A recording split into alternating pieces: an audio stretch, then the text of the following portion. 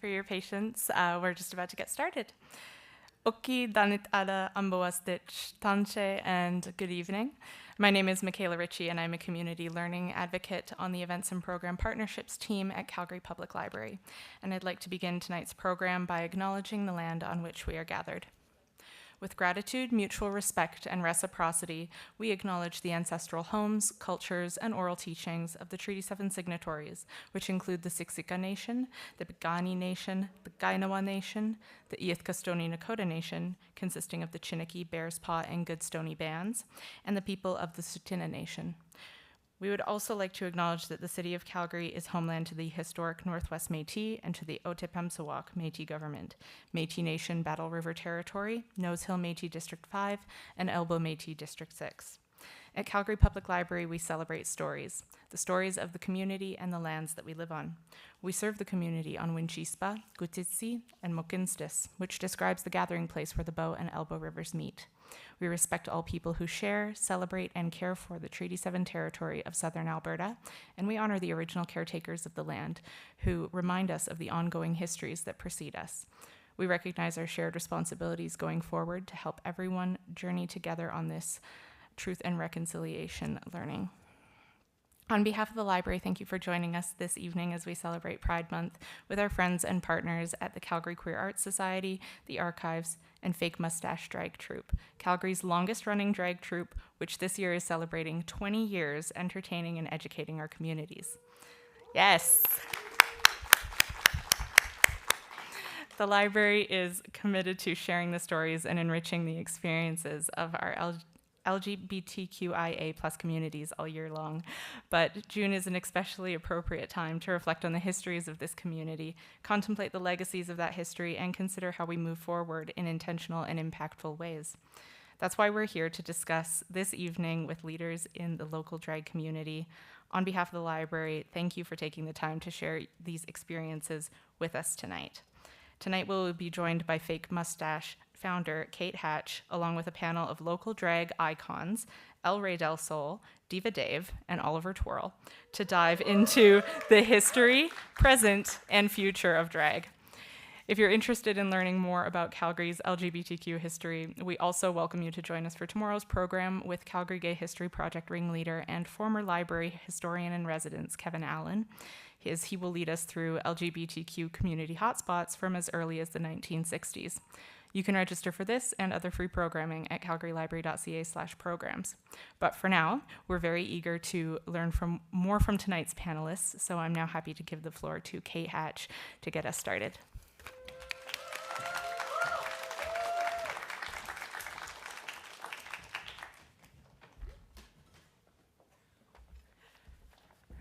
I left my notes on my chair.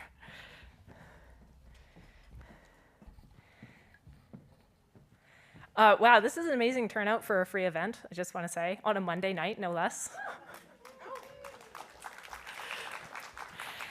Thank you, everybody, for coming. I want to thank the Calgary Queer Arts and the Archives for funding this event, which is to say that these lovely people on stage are going to get paid for their time.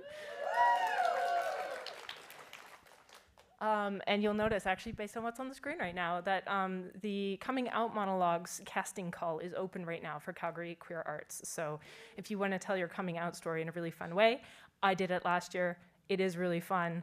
Highly recommend it.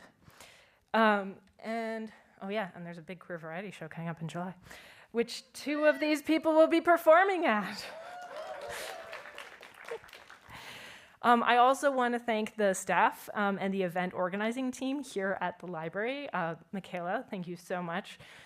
They really just made this a very seamless experience for me. There was lots of frantic emailing, and everything has come together so beautifully. So thank you. And I also want to do a specific shout out and thank you to Daphne, the founder of Black Pride YYC, because without Daphne and her incredible community organizing, I wouldn't have reconnected with Diva Dave. So 20 years ago today, the first ever, like today, like the 23rd of June in 2005, The first ever Fake Mustache Drag King show was held downtown at what used to be called The Soda, and I think is now a sushi place. The idea behind it was to create an all-ages drag show for 2S LGBTQIA youth in the city and anybody else from the community who wanted to come. At the time, it was part of the Miscellaneous Youth Network, which was affectionately called MISC Youth. This was a not-for-profit I started, which has since fizzled out, with the key aim to create sustainable, safe spaces for queer and trans youth, particularly spaces where they could just be themselves and have fun and not just be lectured about safe sex all the time, which was the main feedback I got when I asked youth, like, what do you want? Sorry, I lost my place in the notes. Fake Mustache was the first regular ongoing offering that I came up with thanks to the support of many community members and organizers at the time and the mentorship from other community members, including people like David Dave. Miss Youth didn't sustain, but Fake Mustache has gone on to become Canada's longest running drag king and burlesque troupe, not just Calgary's, Canada's. While we have seen many changes since that time, including the passage of same-sex marriage in Canada just 5 days after the very first Fake Mustache show,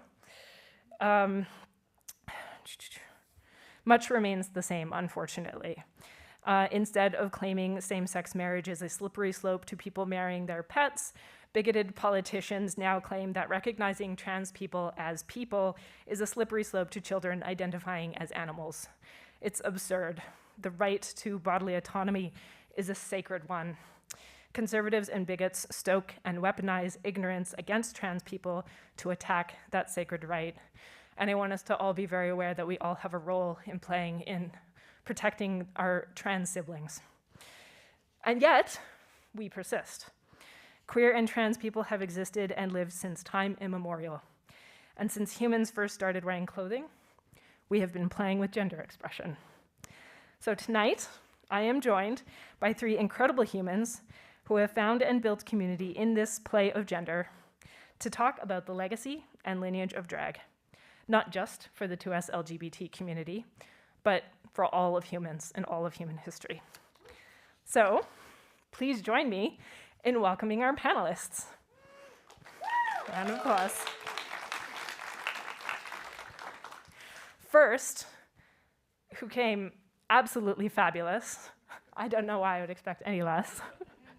We have Michelle Cortinez, who is a Mexican drag king performer that aims to bridge the gap between her Latin roots and queer identity. In 2022, she gave life to her drag persona, El Rey del Sol. As a Latinx drag king performer, El Rey loves stepping on stage and sharing a story through lyrics, dance moves, and some occasional campy humor. His charm, suave look, and soft lover boy vibes are sure to engage a crowd.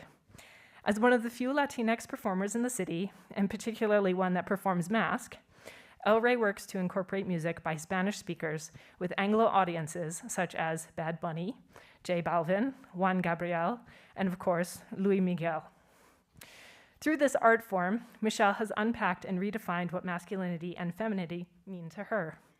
Her greatest hope is to see the Latinx 2S LGBTQIA community grow within the city of Calgary and the province of Alberta. Big round of applause for Michelle. I first met Michelle at the Fake Mustache amateur show that I was a judge for, and she serenaded my wife, who was just, still talks about it to this day. Next on our panel, we have Diva Dave.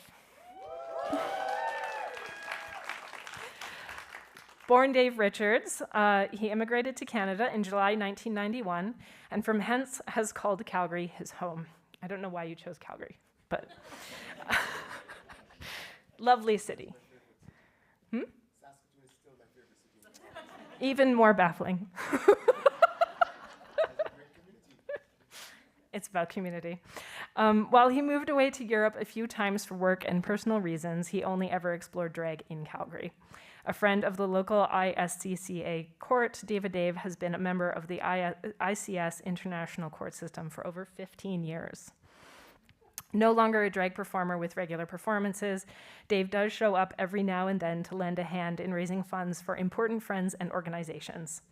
Owner of Diva Dave Salon Boutique since 2004, where he successfully created a safe space for our local and visiting LGBTQ cross-dressing and kink communities. Now is in the wrap-up stages of his boutique, and he is focusing solely on hairdressing and the next stage of his life and enjoying time with his son before he leaves on his own big man adventures. Welcome, Diva Dave. And as I said before, when I was first starting Fake Mustache, Diva Dave was one of those members of the community who just really pumped me up and was like, you can do this is fine, and introduced me to a lot of really helpful people as well. So thank you. Community. And finally, we have Oliver Twirl.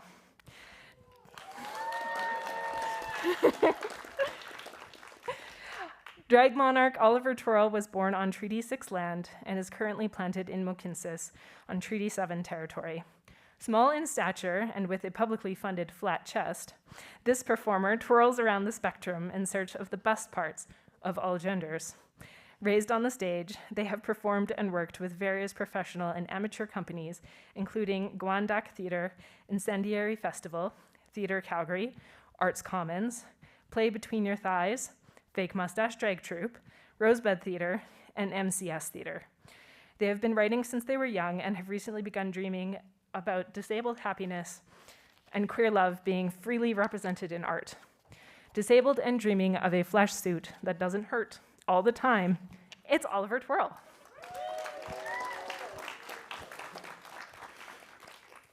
I first met Oliver through Queer ASL, but we met in person at a Fake Mustache show, the same one I was judging at.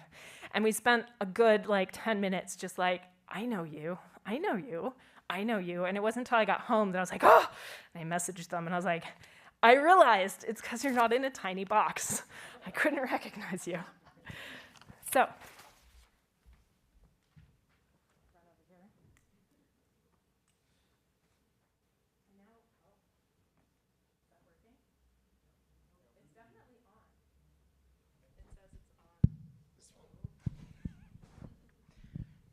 Thank you. That's confusing. Did you put that one out now? Did I? No, it's fine. Okay, so I will stop talking soon, I promise. I did drag for the first time while I was on a trip to Australia because someone had invited me to perform at the Gender Bender at the U of C just before I went on the trip. And while I was there, my roommate gave me the yellow suit, which is hanging upstairs that you can all take a look at. There's other memorabilia you can snoop at. So my drag character was born in Australia, and everyone I was staying in Australia with convinced me to do a performance there.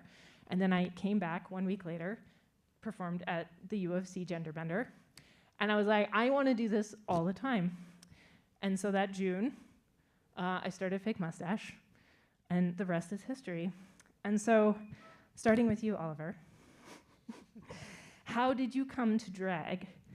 And maybe a little bit about kind of your introduction to drag, or your first performance? Yeah, I could do that. That's more than one question.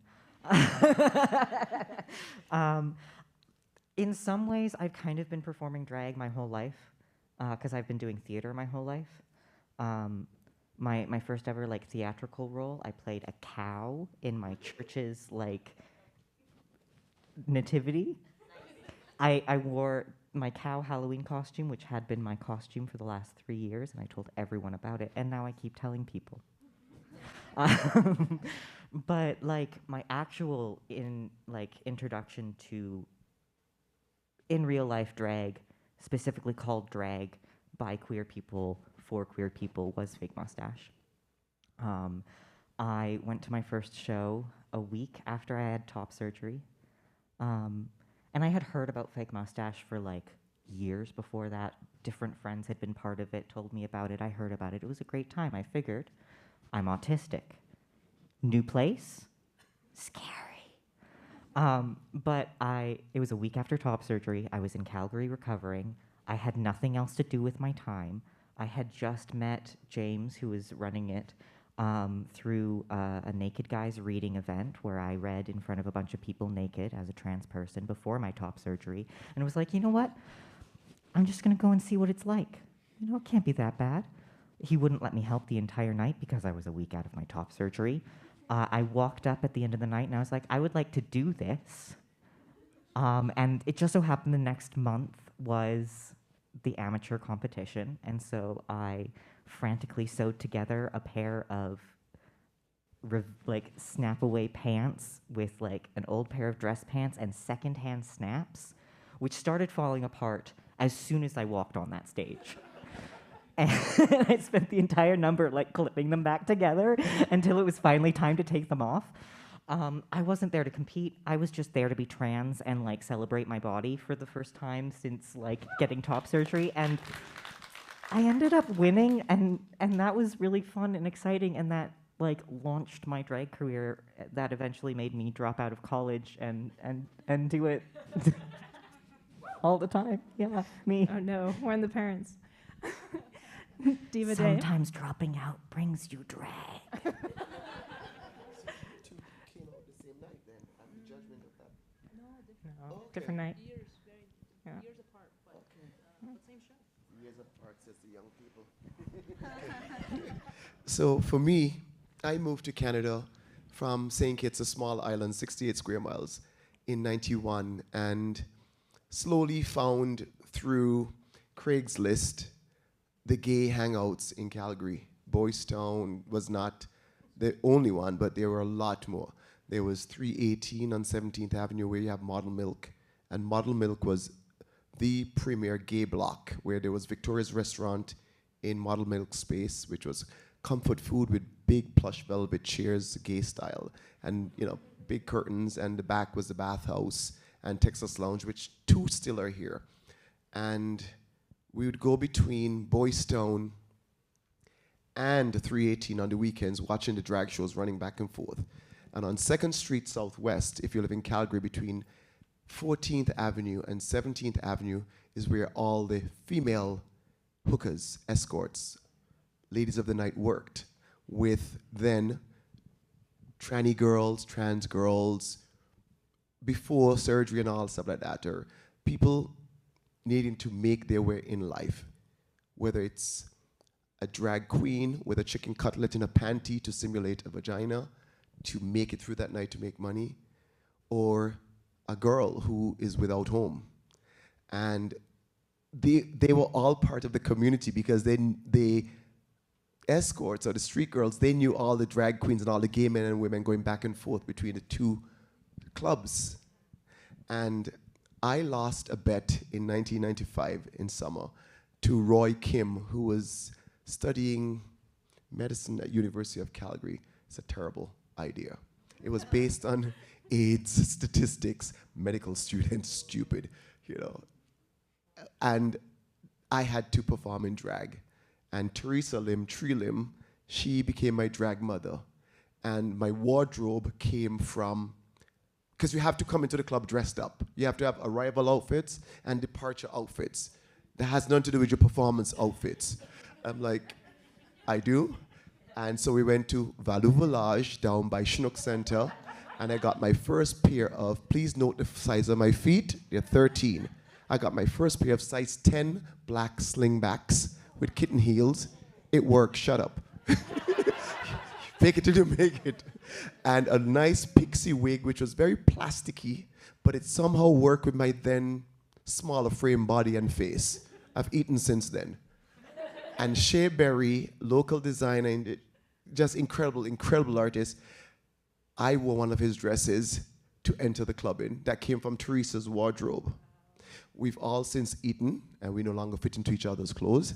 But I performed a song called Mama Will Provide.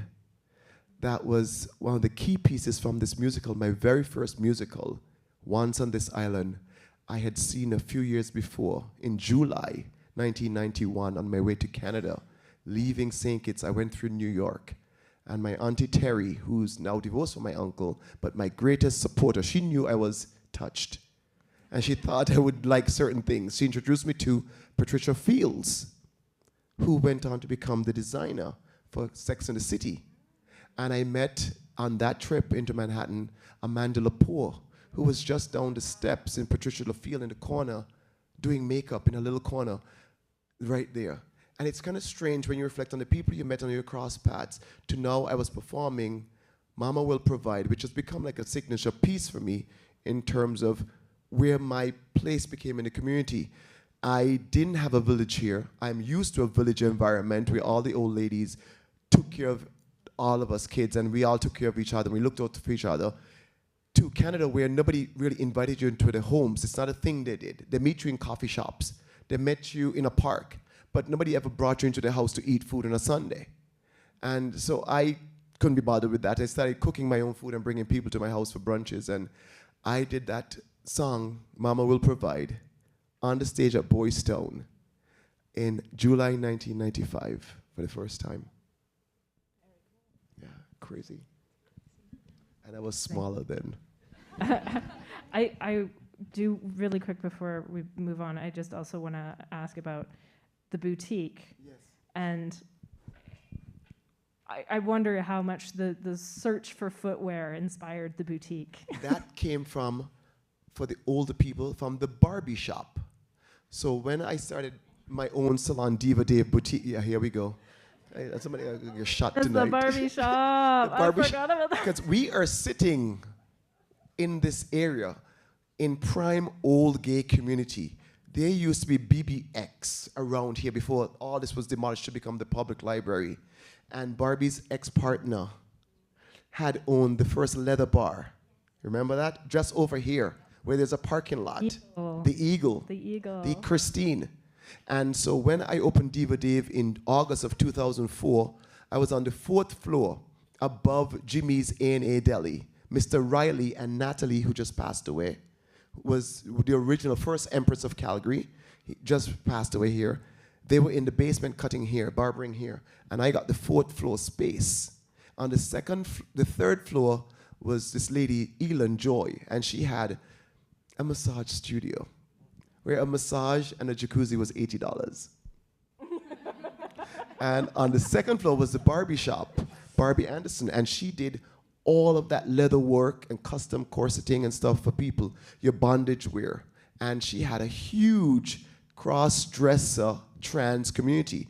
Nobody was trans back then. We were all cross-dressers. It was not a word that was being used. You were all cross-dressers, and it got you through life safely. Christine was the first out trans person I really knew. We knew there were people, but the word was not being used attached to anybody. Cross-dressing allowed you to navigate safely. Anyway, Barbie used to sell shoes and stuff, but she somehow would not bring in larger sizes. And the men were, Calgary is all construction, oil and gas engineer, corporate men who are closeted, and they got big ass feet. And I said, well, I'll do that. So I reached out to Pleaser USA and started with the classic Seduce 420 black pattern pump. And I did larger sizes only because I figure everybody can carry all the other SKUs. I just focus on big feet. And I brought in that one classic pump I still sell, which is the shoe you go to a job interview in, you go to a funeral in, or you wear a pair of jeans on 17th Avenue on a Sunday because you felt good. Lovely. Thank you. All right. Michelle, how did you come to drag? What year are we in? 2025? Yeah. Okay. Not very long ago, actually. So, drag, from what I remember, first memories of drag definitely like people talking about RuPaul's Drag Race, and I used to not want to watch the show because I felt really like catty and mean, and I don't know, like my inner soul was trying to be a better person and not be a high school bully anymore. So I was like, no, I can't watch that. It's only gonna inspire meanness in my soul. So I never really watched RuPaul's Drag Race until later on. But when I was in university a couple years back in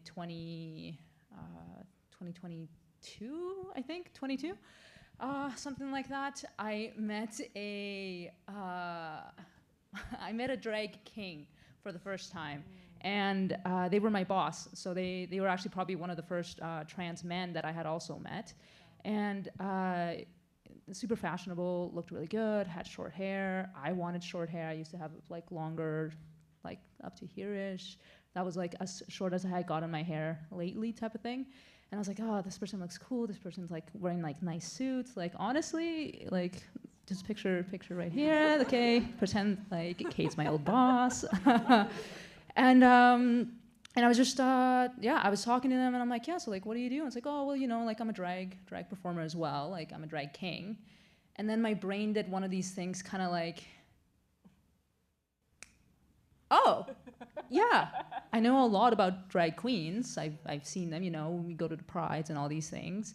I had maybe been recently out for a little while, so, you know, you see a lot of drag queens performing. But for some reason in my head, and I guess because of the lack of representation, there was never this sense of when there's a queen, there's also a king, and then everything in between. So, so for that short moment, I thought, oh, I could do that. That sounds kind of fun. I could, like, I mean, one time when I was in like, yes, I can. Well. Yes, I can. I knew. You know how I knew? I knew because one time in elementary school, there was a peanut-shaped cookie on the floor in the middle of one of those kickball diamonds, and I was like, hey guys, like, should I eat this for like $1? And they were like, my friends were like, what? No, like, what are you talking about? Like, I'm like, I'll do anything for money. Should I eat this for $1? And they're like, no, don't eat it for $1. So that's how I knew that I could run around and be ridiculous and ask people for money. And now they would do it. Now they would actually give me the money, which honestly, like peanut butter cookie me feels fulfilled right now. This is what I trained for back then. And quite frankly, this is a healthier choice. Well, I don't know. I'm with your friends. Definitely more than $1. Definitely more than $1. Yes. No, they'd be proud of me. If they could see me now, oh man. Yeah. Shed a tear for sure. $5 whole. Yeah, $5 whole. Multiply that by 5. Come on. Very good. But no, so that's kind of how I got introduced to like the king world, and then I was actually intrigued. And then from there, I'm a bit of a perfectionist, and I'm in design, so I'm very like, okay, I want to do this right. I don't want to rush into it. So it took me a year before I actually got on stage. I went to Goodwill. I went to a lot of thrift stores. I tried to pick out things, suits, trying to figure out yeah, exactly, like similar to like how they don't really make shoes for you. They don't really make like masks, suits in my size either, because I'm like the smaller shoulders, the shoulders, the hips, the waists, all these things.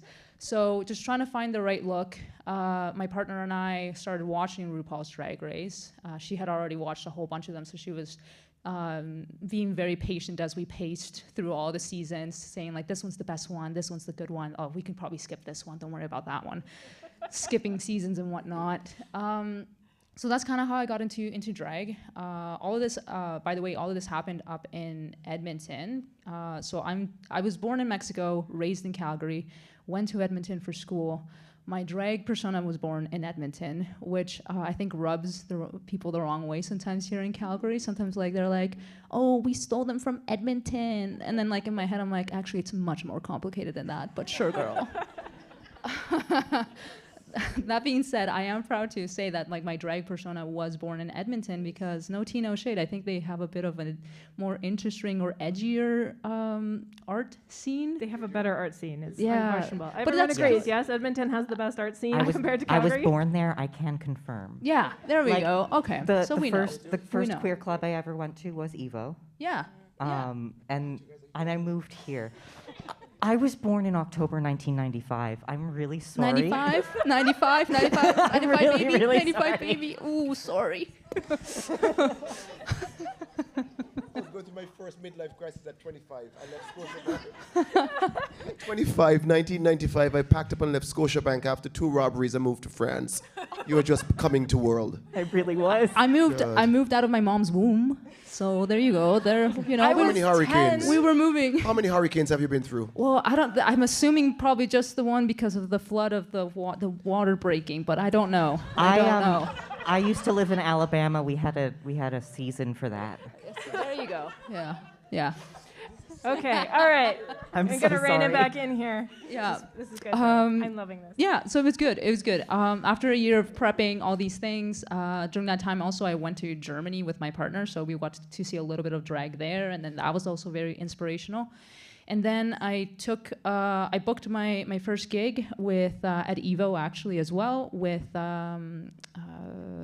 Fresh Fruits, which a performer, named Gemini, who's still up there, was hosting these opportunities for people to just apply and just have that moment to express themselves. And this was also post-pandemic, so apparently the drag scene was much nicer and less catty and very wholesome and nourishing.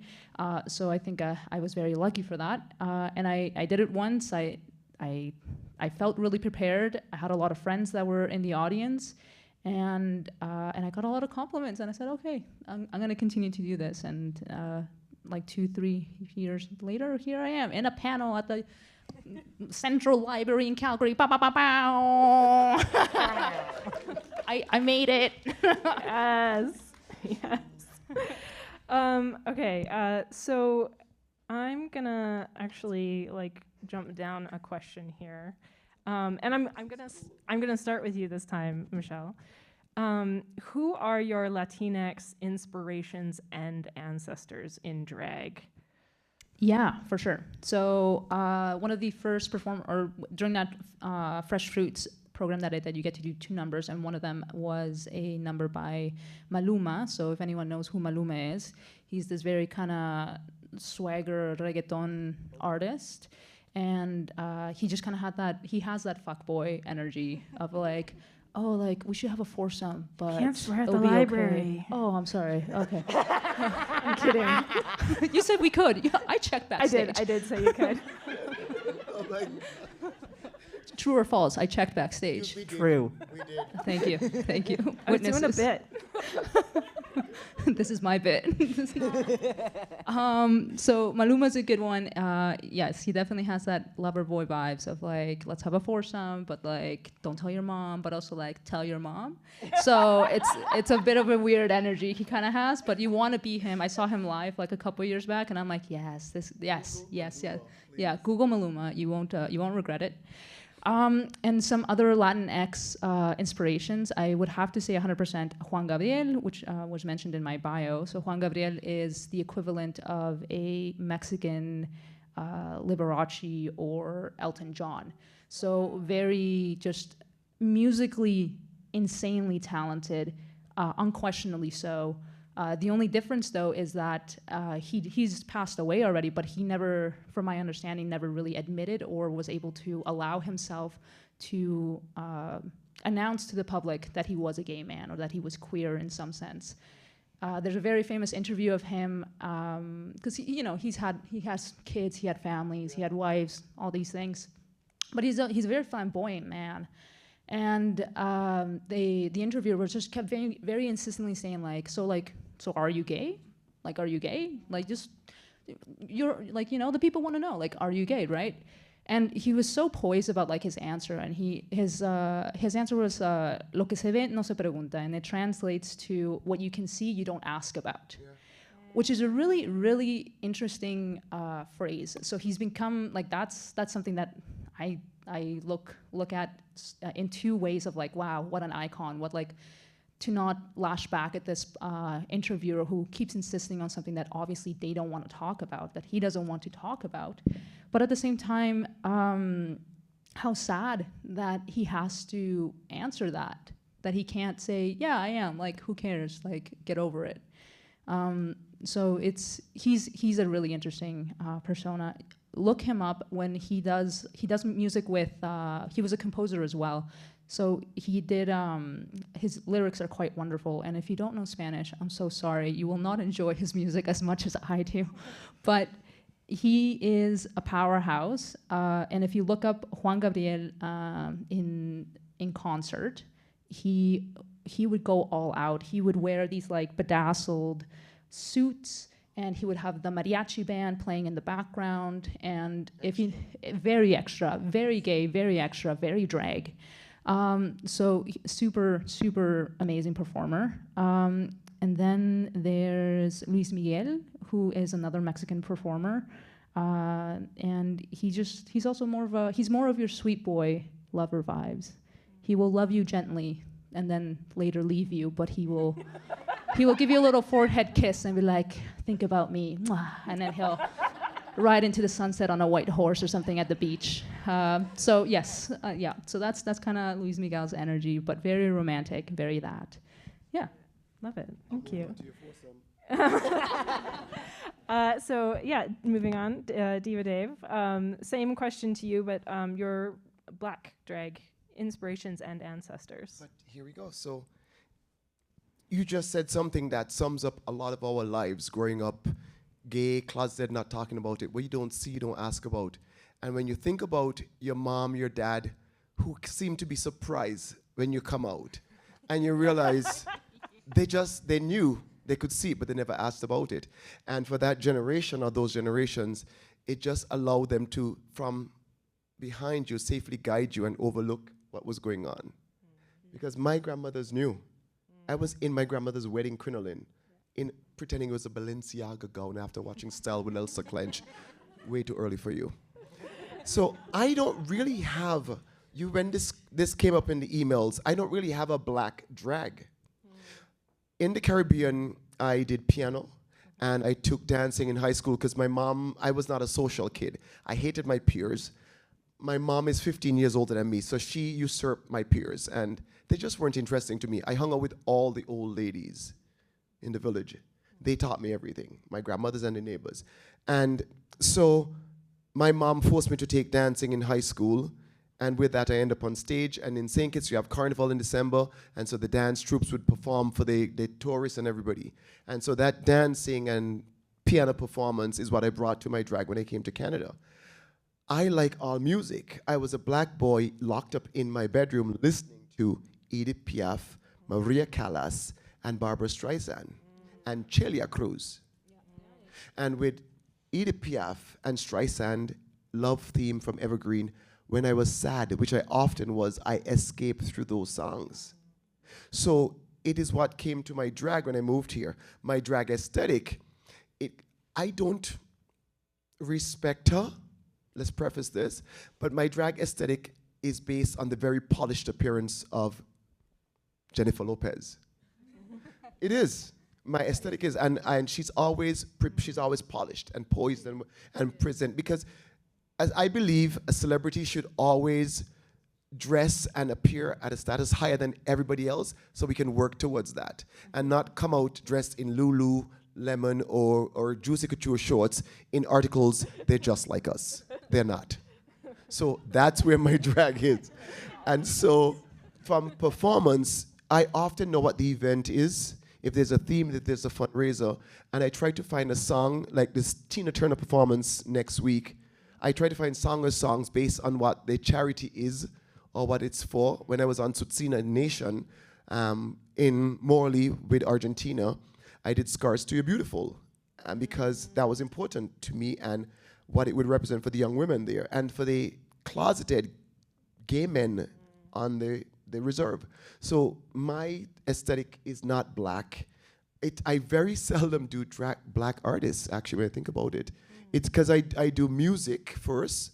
I break down all the lyrics, and I go into an interpretive stage in my head. So by the time I get to stage, I can zone out. There's no choreography, it's full performance. Yeah. So costuming and everything. And so I've even done Freddie Mercury in drag. Amazing. And, and deconstructed on stage. So it depends, yeah. I can't, wow. Yeah. Mama World Provide was a black artist because it was a black musical. But that's it. Yeah. All right. Oliver, who are your disabled ancestors and inspirations in drag? I was like trying to remember names first and foremost when you ask this question, because I have the thing where I can remember people, and then the name tag can sometimes just like fall off. So I had to like go back and remember what people's names were, and not just like the looks and the songs and the dances that inspired me. And I didn't watch Drag Race until about half a year into my drag career, because I came in through Drag Kings, and that's what I was interested in. And then someone introduced me to Sasha Velour, and I loved the community that she was part of and uplifting in her career.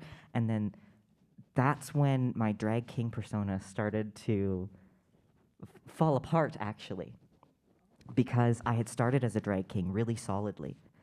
And then I started to realize, oh, I'm non-binary. Oh, I can bring both of these into drag. Oh, I can like tear down the drag binary. And that started getting me really excited. And so it was through recognizing not only the amazing talents of drag kings, but also the beauty and the ferocity of queens, and being able to take my favorite parts of those and like pull them together. And so that's when I started watching Drag Race, and I didn't skip seasons. I watched all the way through those blurry filters. And just like trying to learn all of this history and stuff. And unfortunately, there aren't many like openly disabled performers that were like role models for me. I grew up very much learning about the history of like circus and how disability representation came up in those communities. But in the drag community, I didn't really see much disability representation. And then like Evie Oddly walked down the stage on RuPaul's Drag Race with a cane, and I started crying because I could actually bring my disability onto the stage as well, and not just my non-binariness. And like that's when I started really trying to find other disabled drag performers, like Drag Syndrome, which is in the UK. It's an entire drag king, a queen, I believe, troupe of folks with Down syndrome. Amazing. And they do such cool stuff, and the community support that is needed to create those venues, create those spaces, make sure things are actually accessible, and not just physically accessible, though that would love even just that foundation. Yeah, like I think about Jinx Monsoon in her first season of Drag Race, falling asleep during chart, and how mean people were about it. But like, she got it done, because that's what disabled people have to do. We have to get it done, and we have to make it work.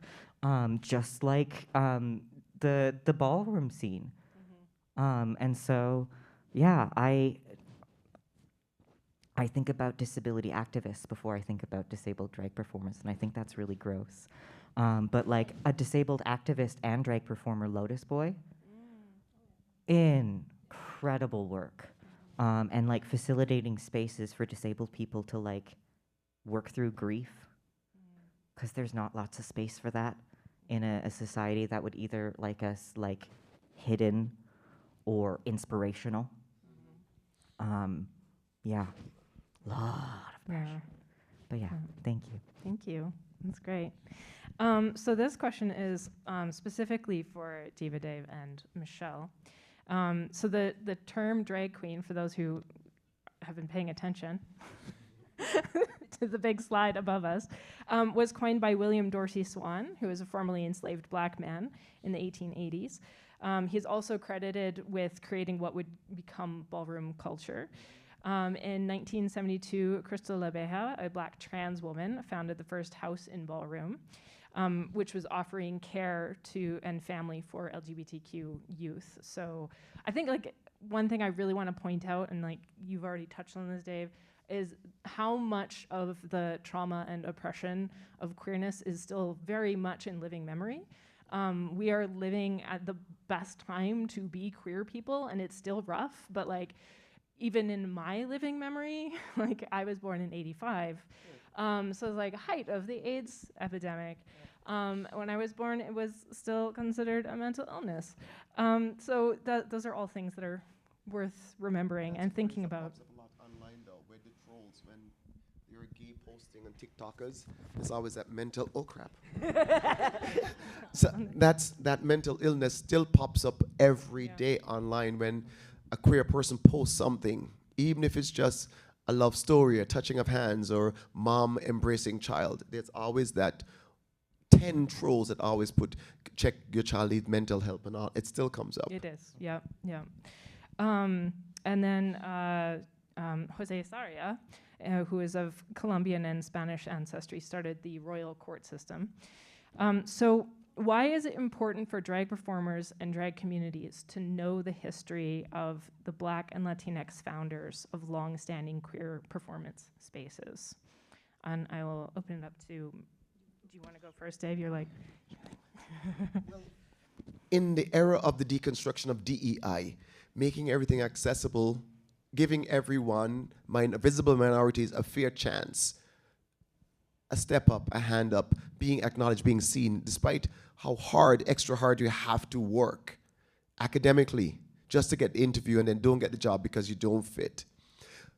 I can bring from my experience here as a gay Black man in Calgary, moving to Canada, where I wasn't part of the cliques, the university cliques, where you're all bros and they all help each other going through. So going into the gay bar and dating scene, it was fine to meet this fresh off the boat, skinny young Black guy, you know, fine to fuck, but not good enough to take home to your mom and dad, because they would never understand that. And I thought that was just for the 1991, but it still is very popular today, because the men that overlook me in the gay community, in the drag community, they go on to these very toxic relationships and bypass my healthy approach to life and relationships. And because we do not ever deal with the shit that's been thrown at us and process and realize it's really not always about you. It's what your parents were going through and they didn't have the tools to deal with it. And for people, strangers, to come up to you and throw things on you when it's not you. And if you don't have the ability to step back and give them grace, to be angry, to be mad, and to be insecure. We have in the gay, trans community, the drag community, the Black, the Black and Latinos who are coming from family-oriented cultures that are not typical with white culture. It amazes me, as soon as your child turns 18, a white Canadian says, I can't wait for them to move out. I'm in a very strange place. I'm a white child in a Black house. He ain't moving out. You know, because we still co-sleep every now and then. He comes in my bed, he goes into my drawer, he takes out one of my extra large t-shirts, he puts it on. The same thing I do when I'm going home to the Caribbean in July. I'm gonna go in my mom's bedroom, I'm gonna find her large t-shirt, I'm gonna put on one of her t-shirts, I'm gonna sleep in my mom's t-shirt, because that is what culture means to me. And it has brought this binding thread by having the Black and Latinas in the gay community and the drag community to create this binding thread. Crystal LaBeija was phenomenal. And she had struggles because she was a very masculine presenting man, but also I think trans at that point, because we didn't have non-binary. But she was able to really protect a lot of the kids who were arriving in New York on the streets, working on down at the docks, and giving them safety. And we're still doing that to this day. Here in Calgary, we're still doing that.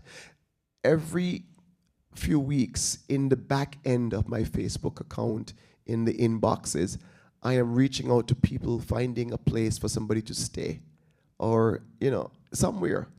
Or I'm packing up towels to go to somebody's house and knock on the door and just walk away.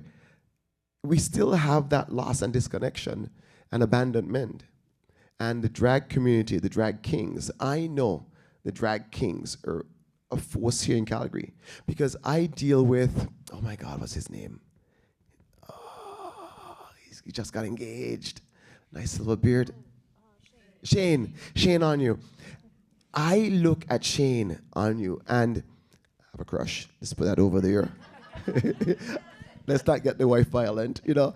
But I look at how hard he works, but it's effortless to bind community and how every single time somebody asks him, would you do this? And he shows up. He shows up in Innisfell. He shows up everywhere. He shows up. But there are people who will never do that because they do not think they're good enough. We don't ever believe that. As a Latina, you don't get that. That's not a thing. It's like we always say, only white people have allergies. It's not a luxury poor people have. You eat it, you get through it. Not to go back to my peanut butter cookie story, but $10. I was not allergic to peanut butter.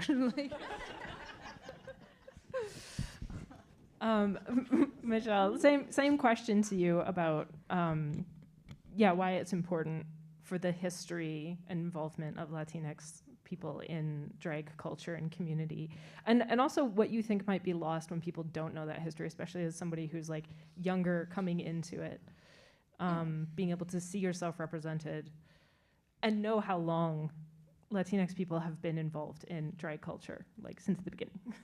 No, for sure. I think that, just to touch on like community-based wise, coming from like a Mexican household, for sure. It's not, age of 18, you're not expected to leave the house or anything like that. So it's interesting. It is interesting, the Canadian culture. Yeah. I wish. 18, you don't get that.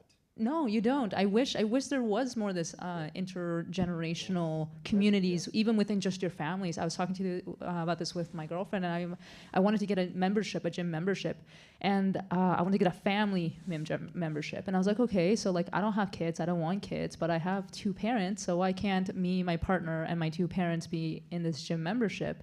And that's not how it works. And you're like, but they're literally my family. It doesn't make any sense, this family membership. Because that's not their concept. No, exactly, no. But also capitalism. But aside from that, but it is that. My family, most of my family actually lives in the United States or in Mexico. No one lives here in Canada. It's too cold, I guess. It is a little bit. It's okay. Global warming, I guess. This is the upside. Maybe some of my Mexican relatives will finally come up here. But I wish I had more of the family unit within that. I think that going back to the question of like what do we lose if we don't understand our history? I think this is about anything. And if you don't understand history, you're ignorant. And ignorance is bliss. Sure, you can fly around and live life and have that privilege of not knowing anything and just being self-centered and continuing on with your own problems in life. But going back to this family unit thing, how can you live an individual life if you're raised to be part of a community, if you're raised to be part of a family? And in order to be able to take care of your family, in order to be able to understand, and sometimes in order to be able to clock your family, you have to know your history.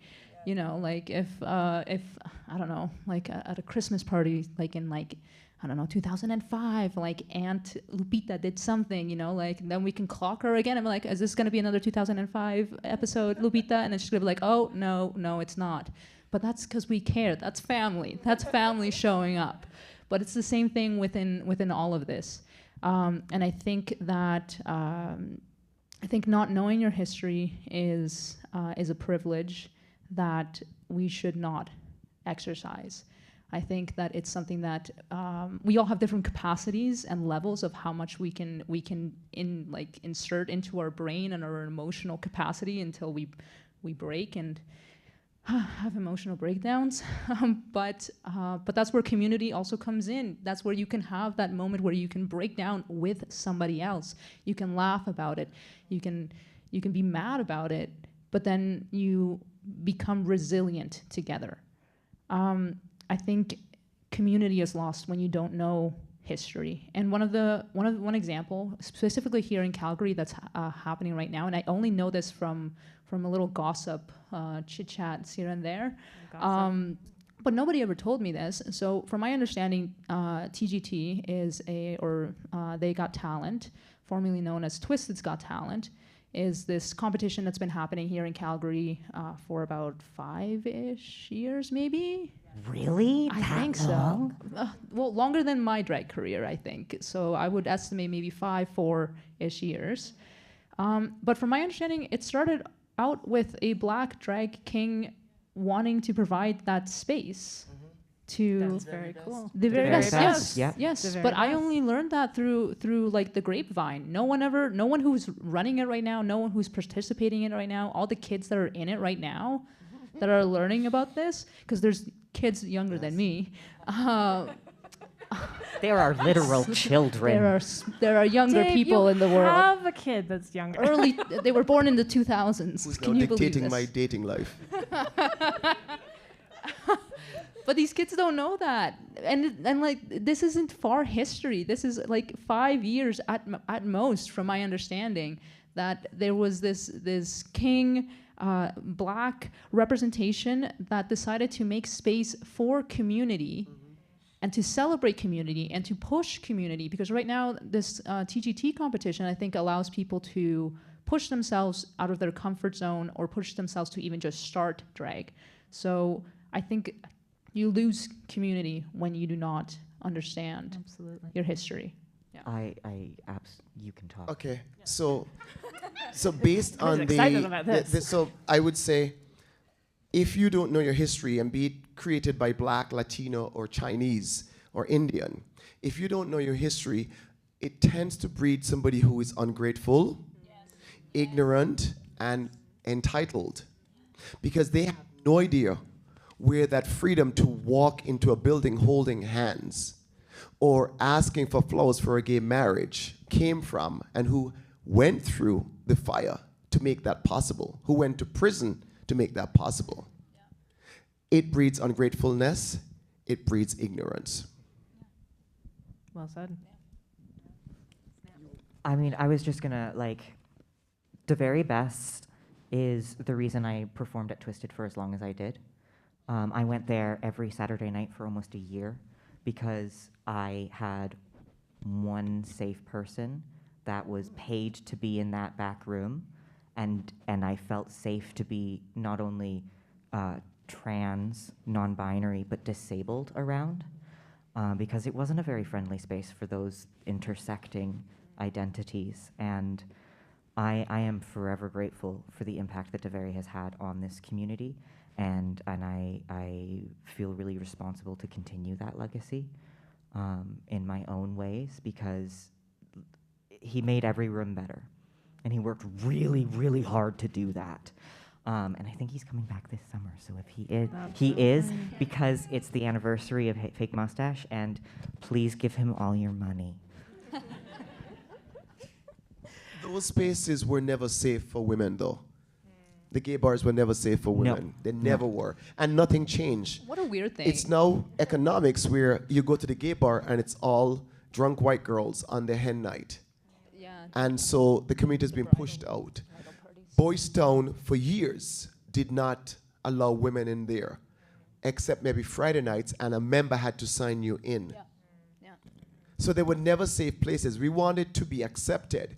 We wanted to create a safe space, but we created this animosity within our own community. I think Of that's it's intolerance. like a trauma Yes. response, because it's like a sense of like, I've been shunned out, I've been hurt, I will no like this. It's going back to the bully thing. Yes. Like I'm going to be the bully My now turn. because But it's great. But It's great yeah. because it forces people to fight back, and you have your Annettes of this world who created The Verge on 4th Street, because the women couldn't come to Boys Town, so we go into The Verge. Yeah. It was this great lesbian Verge bar. was so good. It was so good. Or there's Money Pennies that used to The be over Verge- just on this end of I will say the 15th. Verge Really? was for the autistic people. was- it was. chill and quiet. Yes. Sensory And there before was sensory was a food. thing. Bring it back. Yes, yes. And then you had Money Pennies, which was lesbian owned, and had the best comfort food down on Great 10th burgers. when it moved from 15th Avenue down to 10th Avenue and 18th Street, right next to the Jehovah's Witness, who never bothered them. But do you also know, I'm serious, do you also know that Jan Arden had the Arden Diner right on 17th Yep. Avenue, Old Bank of Montreal, that space there, and she had the best macaroni and cheese. She did. It was good. Yes. But because the boys' town, the boys' clubs pushed the women out or treated the women so poorly, the water found a way to make its own puddle. And they found their spaces. And those spaces were now being usurped by the gay men, older gay men who needed calm. Yeah. Yeah. This is leads in nicely, actually, a question for you, Oliver. So disability justice is a growing movement, but often queer communities fall short of meeting even the most basic accessibility needs for our disabled members. How do you see your role as a drag monarch and performer supporting disabled queers to feel seen and represented? Gosh, no pressure.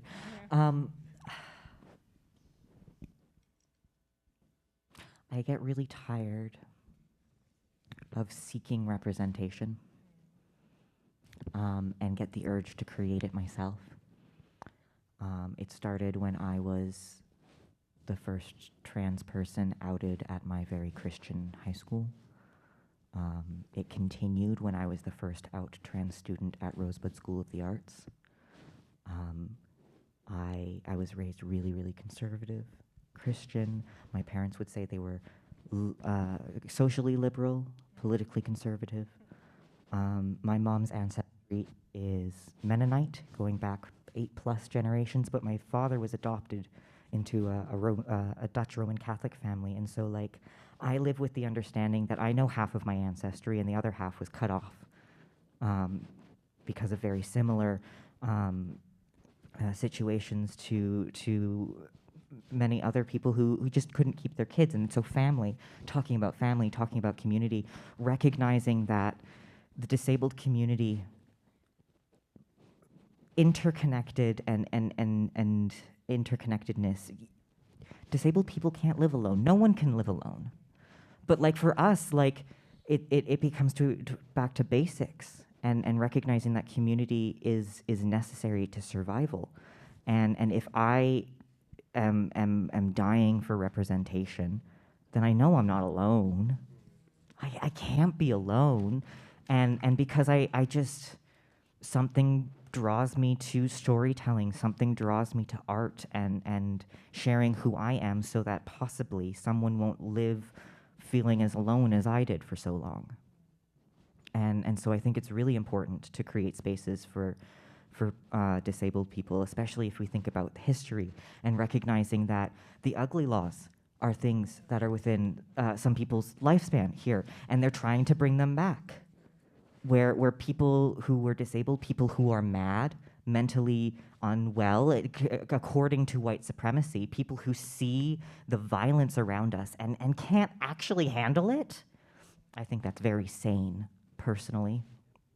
But creating spaces for people like that to exist, and not only exist and survive, but thrive, I think is the foundational work to community building, recognizing that no one has to have inherent worth to be deserving of care. Everyone has inherent worth. They don't have to work for it. No one has to produce something that adds to society in order to deserve to exist in society. And I think that has led not only my disability advocacy, but also my recognition of the intersex community in the transgender community, recognizing that they are still undergoing routine medical destruction and violence, and it's pushed on them from infancy, and recognizing that like any legislation that goes against trans people also has a huge impact on the intersex community, because a lot of them are also trans, and some of the laws that are putting into place to prevent minors from accessing gender-affirming care is then used as a weapon against intersex communities to force them into a binary that they don't physically exist in, because not only is binary, like gender, non-existent, but sex isn't binary. And I'm like a huge advocate for destroying the binaries that society has created, including the binary between kings and queens, and recognizing that it's not opposites, but different facets. That's great. So I do have like a few more questions, but I also wanted to open it up to the audience to ask questions. If anybody had some questions for any of our panelists here, and I think I have someone to help with the mics, but if not, I can do the mic. It's fine. Yay, Michaela, I can do the mic. A professional. Professional. You can tell because of the blazer. So yeah, I can't actually see very well because there's glaring lights in my face, but I think there's a hand.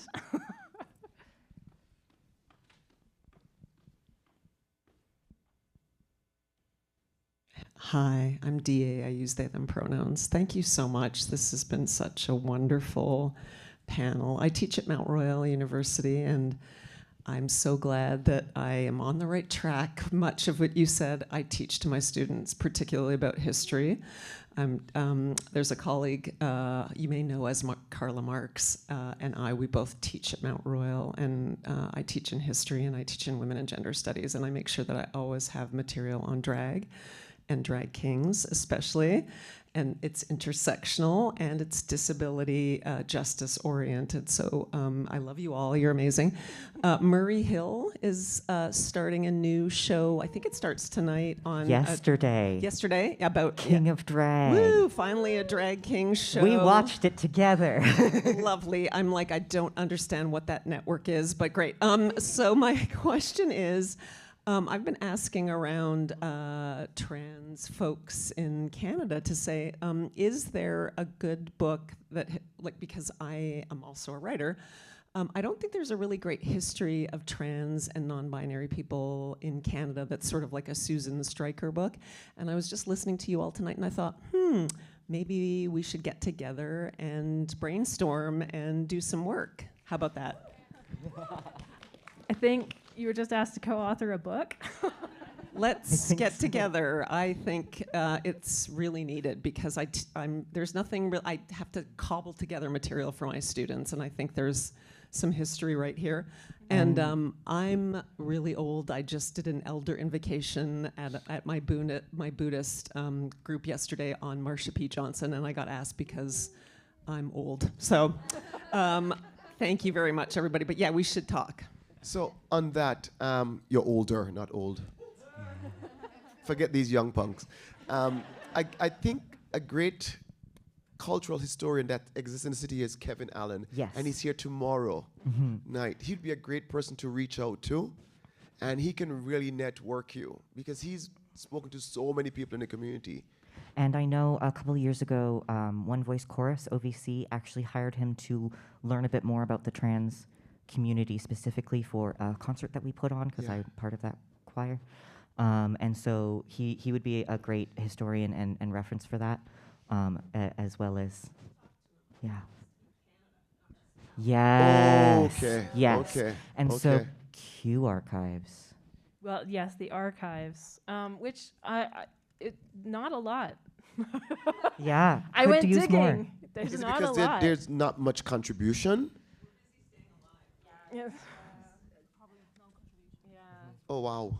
I was able to find a little bit about some of like Canada's drag history, but it's sort of like, oh, here's a picture of some people in drag at a house party. I can say that, like, if we're talking like non-binary drag representation, the term drag thing originated on the Coast Salish area from Rose Butch. And then I created Drag Monarch because I didn't want to steal from Rose. And then I realized, oh, we're a community and we can actually like interchange things. And so that's why I've started using Drag Monarch a little bit less because I'm so against monarchy. I'm not. I'm British. That's I'm fair. from an independent nation. I like the monarchy. That's so fair. I am a royalist. I am. And we pretend we're not, and we don't care about the royal family. And I look at all the East Indian people in Chesterfield, every night they go for their evening promenades after dinner. So trust me, it's all in our blood.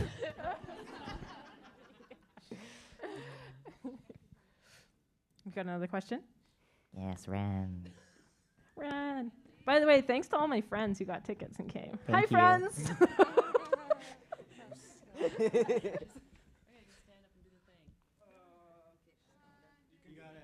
Yeah, Standing these is chairs, optional. Disability justice. these chairs are terrible. I also have like a lot of shit by my feet too. So,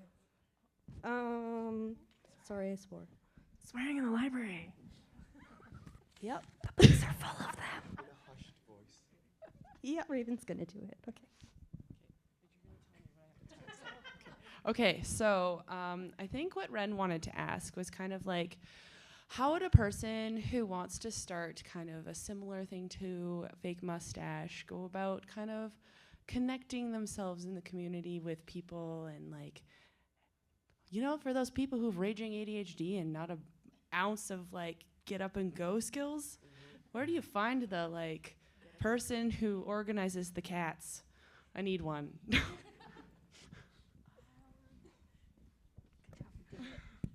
I mean, speaking about Fake Mustache, I mean, it's celebrating 20 years, so don't worry if you can't do a fake mustache thing, because that's time, right? That takes time and that takes people's investments. Speaking of King of Drag, yes, Oliver was over at my parents' cafe yesterday because we're hosting watch parties every Sunday, part of the community aspect of things. Aroma Cafe Aroma. Bar in Marteloup on 33rd. So if you're interested in coming together to watch a couple local drag kings and then also watching international drag kings on TV, come over because The space is fairly accessible. oh god, the It's on the address. same route as Yes, the there's- 22 and there's the street 6 and the parking. 7 and Yeah. the 2. Very transit accessible.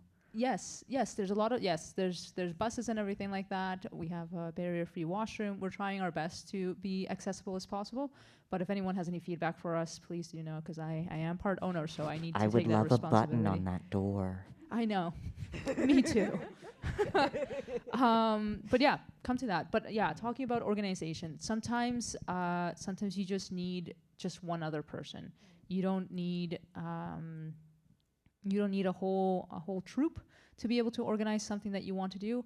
And honestly, start small. Don't be afraid to do something that's imperfect. Just kind of do it, learn from it, and then continue to grow it if you find that you actually like doing it. Because if it turns out you hate doing it, then don't do it again. Like, you don't have to do it again. But find one person. Like, legitimately, the very first Fake Mustache show, I had 2 kings, 4 judges, and there was me and maybe 10 audience members, I think. Every month, every show, I would get maybe 1 new king, basically, for like the first year. So we like barely ever had an audience. Like, it was my parents. Hi, Mom and Dad. Yeah, I see you. It took a while, and like there was one show we had where like we made $600 that night. And just so you know, our cover at the time was $2 if you were under 18 and $5 if you're over 18. Yeah. We were over capacity, and I was like, what happened? And it was just someone told some lesbians. The Lesbian Whisper Network found out, and they all showed up, and it was great. But like, it is about like what everyone's been saying, relationships, community, right? So like when I started off, I had the support of the Pride board at the time. They gave me free advertising. Gay Calgary Magazine also gave me free advertising. Outlook, which still existed, also gave me free advertising. Passed away a couple of years ago. Really? Isn't That's it back? No? No, it would be. It was no, a Roy, magazine. He moved to Brazil and he passed away a few years ago. Yeah. Um, it's in an Kate's old print defense, magazines. At the time when they started Fake Mustaches, the drag queens were hostile to drag kings.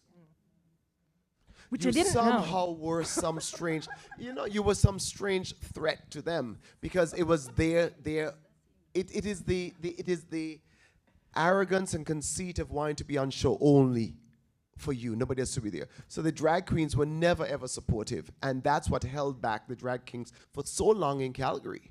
And it's still like that because with all the drag shows that happen here, there's no reason why every Friday and Saturday shouldn't be 1, 2, or 3 drag kings performing a twisted element. At least. There's no excuse because the drag queens they don't even make an effort. In the international court system, the Calgary Drag Queen Court, the Imperial Sovereign Court of the Chinook Arch, has been around for 47 years, 48 years. And very often, the emperor is the role of a drag king. But it often is a new drag king. And that person only exists within the court system. They never really go out into the rest of the community. They're almost forbidden to. And their role for 12 months is to raise funds for local charities. And at the end, there's this big drag ball every April here in Calgary, where thousands of dollars are given out to charities they've selected, Children's Wish being one of them. But also there's an educational bursary, which the community doesn't even know about. You don't have to be a drag king or drag queen. You don't have to have, your child doesn't have to be gay, straight, bilingual. But it's an educational bursary that's available to everyone in Calgary who applies. That's a part of the drag queen court here. You apply and you show up at the ball and they give you that money. And whether you buy shoes with it or food, they don't dictate what it is. But again, they don't even tell people about these things. The only reason why Children's Wish has to get money is mandated by the international court, by Calgary's drag queen court, is because years ago we wrote letters to different charities and to say, this is who we are, this is what we do. And many of those charities said they're not interested in gay money. And Children's Wish said, thank you, we'd love that. And so every year, no matter what, whoever the emperor, empress, emprex now is, because that's been the last few years, we've had emprex, yes, they decide how much money they want to give to Children's Wish.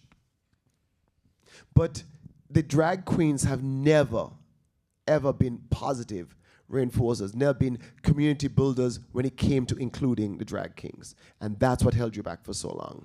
Well, I also had no idea that they were throwing me shade. Like, apparently someone from the court came and apologized to Fake Mustache at some point, and I was like, really? Oh, I didn't even know that you didn't like us, other than the fact that, like, we were never really invited into any of the bars. But again, at the time, I was trying to create an all-ages show, so I didn't care.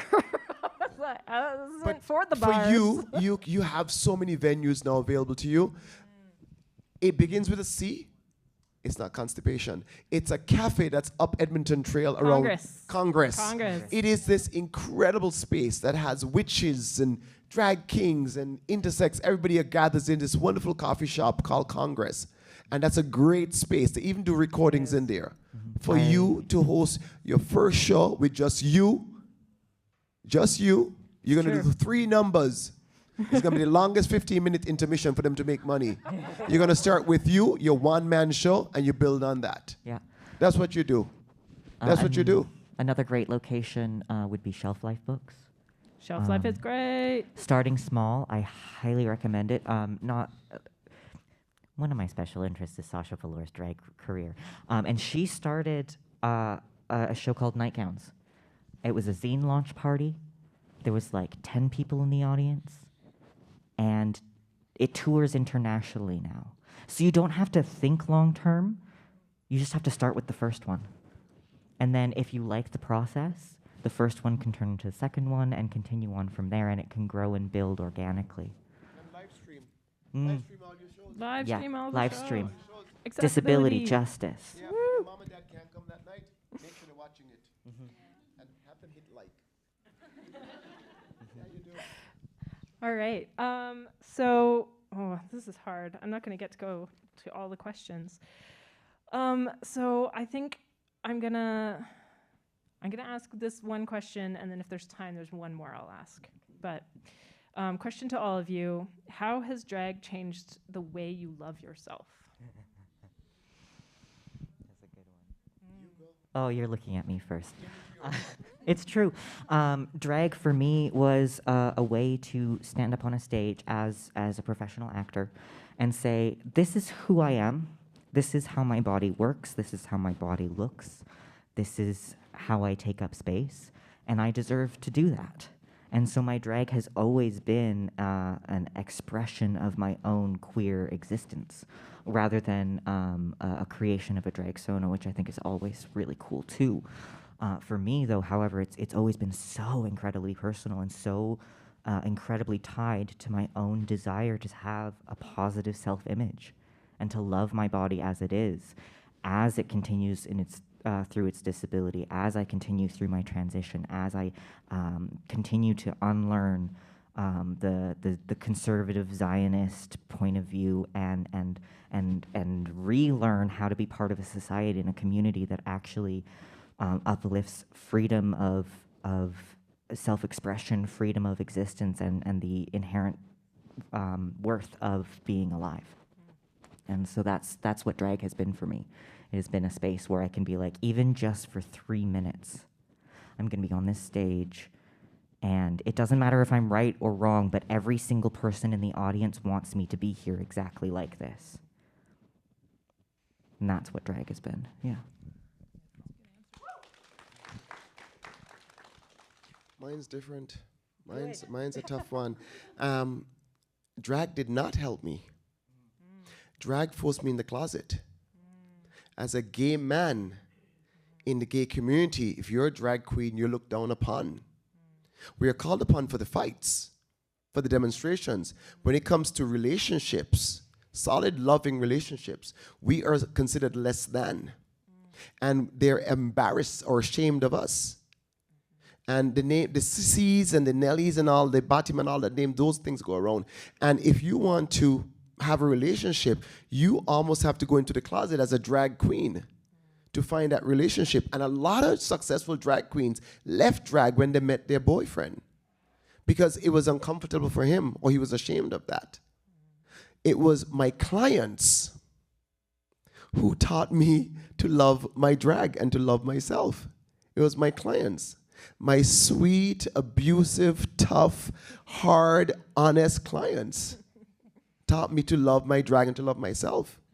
It was, drag forced me in the closet. Yeah, that was a tough one. I feel like that also speaks, like, we've talked a bit about basically the misogyny that exists in the gay community, and that just the sort of the rejection of anything feminine, right? Yeah. But it's popular now. The feminine is popular now. If you go on the dating apps, all the straight men are on there looking for feminine. They're looking for the trans women, the femboys. They're all on there. It's all these straight men whose wives are encouraging them to go out and find a second partner, a relationship. They're open relationships. And I went on a date recently with a gentleman, and his wife sent me this wonderful loaf of warm, freshly baked sourdough bread. I am serious. I'm very serious. But at 55, it was a lot for me to process. You know, it was. She came to the salon. They came together and they met me. They did. Girl, I had to be open-minded. I wasn't ready. But it was a lot to process. But this is where it's at now. There's this shift where it's the straight men, the heterosexual men, who are lauding, elevating, loving up the trans women and the femme boys, not the gay men. They still have that shame. And the straight men on the gay apps are very tough when they said, please, no men. This is what and no men, but I want CDs, cross-dressers, femme boys, and trans. And they're clear about that. And it makes me smile, you know. It's twisted because I've had my sourdough bread, but it makes me smile because for years, these sissies and femboys have been so discarded by the community. And to now be on the front row where they're receiving love, honest love, where a man holds their hands in public, takes them out on dates, I think it's wonderful. So every dog has its day. The sourdough bread was so good. That sounds nice. Like, oh my God, babe, should we go get sourdough or something? Should like? She baked it. Dang, that's nice. That's nice. That's like is that like the new like Friends with Benefits like package? You know, This is the benefit. Fresh bread. Fresh bread. This new movement in dating where relationships are polyamorous, and you realize it's not just one person. I am not wired like that. I'm very jealous. I want to have my own person. I will cut your ties if I see you with somebody else. So I know it's not for me. I couldn't process that. But it's still good bread. I like catching feelings. I like catching feelings. No, that's fair. Can you repeat the question? How has drag changed the way that you love yourself? I submitted this question. You submitted this I submitted question. this question. Technically, you submitted all the questions. Came up with basically questions. It's okay. Okay, drag. I think I didn't really quite understand this until you asked me to write a piece for your zine, which, by the way, Kate also organizes zines, which like Bow, bow, bow, bow. Yes, this particular issue. Yes, and I didn't really know what to write about. I don't consider myself a very good writer. I'm like slightly dyslexic, so I'm just like I don't like writing because it just takes forever for me. But I was like, okay, I'm gonna do it. I'm gonna do it because I do want to write something, and it's always good to kind of let those emotions out in a more structured way. And as I was writing it, I started to understand, okay, like this issue in particular is about monarchs and it is about drag. And I asked myself, okay, so like what does El Rey mean to me? And I came to understand that it's no longer pushing away the masculine side of my personality or my characteristics or my soul. It's more about embracing both the feminine side, because I like pink and stuff, and like I like girly things, and I like mocktails and cocktails and all that, and whatever you would typically define as feminine. But being allowed to wear more masculine features, to highlight my more masculine features that are already naturally there in my face and in my body and in the way that I walk and talk and all these things, it was liberating. It was freeing. It was finding an obsession with myself that I've never had before. I've never really been too much into makeup at all. And when I first started doing drag, I had somebody else who was a makeup artist do my makeup for me. And she was quite lovely and she helped me out. And she knew more of like the feminine makeup because she was like a bridal makeup artist. So we were exploring drag king together. We were exploring the sharper edges more and the mustaches and the facial hair and all that and the temples. But together we kind of brought my physical drag appearance together, and I was obsessed with it. I was obsessed with it because it was so androgynous, but at the same time so pretty, but so handsome and so daring and devilish, but beautiful. And yeah, so drag has helped me love looking at myself in the mirror, which is. I never like looked in the mirror in the morning and was like, oh my God, what is that? No, like I wasn't like not loving myself, but when I do come home after a gig or after I've done something or somebody takes a picture of me, I zoom in. I like zooming in, and I'm like, okay, I am beautiful, I am pretty, I am handsome, I am that person. So for me, that's what drag has done. I wish drag would bring me bread as well, but maybe in the future. New form of tips. Well, actually, fun fact, my original first drag name was supposed to be Spicy Caesar because I wanted to be given Spicy Caesars at the bar. Because I was like, how can I... That was supposed to be on the list of things the demand of Kate for the green room. Oh, you're right. I should have. Oh, okay. That's plot twist. Some sourdough. I like that you've moved up some from the spicy floor Caesars. cookie, though. That's... Well, you never know. Floor cookie error. It might come back. My floor cookie era might come back. You never know. You go to a show, you do that. You can do that. Yes. Oh, maybe people will tip me, and then my childhood energy. Well, yeah. Someone drop a cookie. Bring me a Caesar instead. Don't drop a cookie. I'm not a huge fan of Drag Race because I push through the episodes. The human interest stories annoy me. And they do. They really do. And I push through to the final drag battle, and very often you're disappointed. But what I do, you are, because they don't bring the performance. No, sometimes they don't. They don't. Sometimes they don't. You have the song to study, get to the lyrics, the core of it. You get 3 minutes. I like to keep it what on. I do appreciate about Drag Race, it has given value to drag. And so queens can now demand to be paid because it costs a lot of money. What was hard in the first era of the drag queens from Drag Race traveling, that they would pay these RuPaul drag queens so much money to come to your city, pay for everything, and then bring in the local drag queens as filler queens who were putting on a much stronger show and presence to buffer these RuPaul girls. But it's now balanced out. It's now balanced out. But thanks to Drag Race, the clubs now realize they do have to pay the performers. And we deserve to be paid. Because if we're not there, the crowds are not coming to buy your liquor. It costs a lot to look this good. All right. Well, thank you so much, all three of you. Thank you to our panelists. Round of applause. So yes, there are watch parties at Aroma Cafe that El Rey is putting on every Sunday, hosted by a various array of kings. Yeah, hosted by Array of Kings. There's also the big queer variety show coming up on July 27th. It's an afternoon show. It's all ages and it's sober. We're trying to make it the most accessible space we can. Both Oliver and Michelle will be performing at that. Oliver is going to be one of the MCs. Where is that?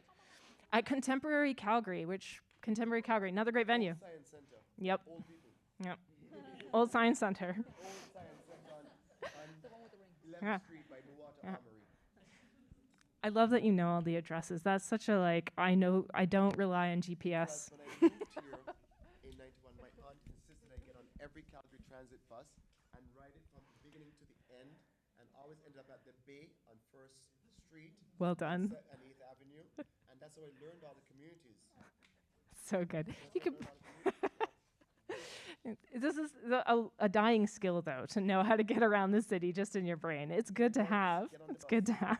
Ride up and down and pay attention to everything. So thank you, all of you, for coming, for giving your time. Thank you to the audience. You're so great. This is amazing. A free event, and I was intimidated about the size of the theater, but I think we did well. And thank you, Michaela, and all the Calgary Library staff who are about doing all the things. And a shout out to Kevin Allen, who introduced me to Stephen at the library, who connected me with Michaela so that all this could happen. And a big thank you to our host as well,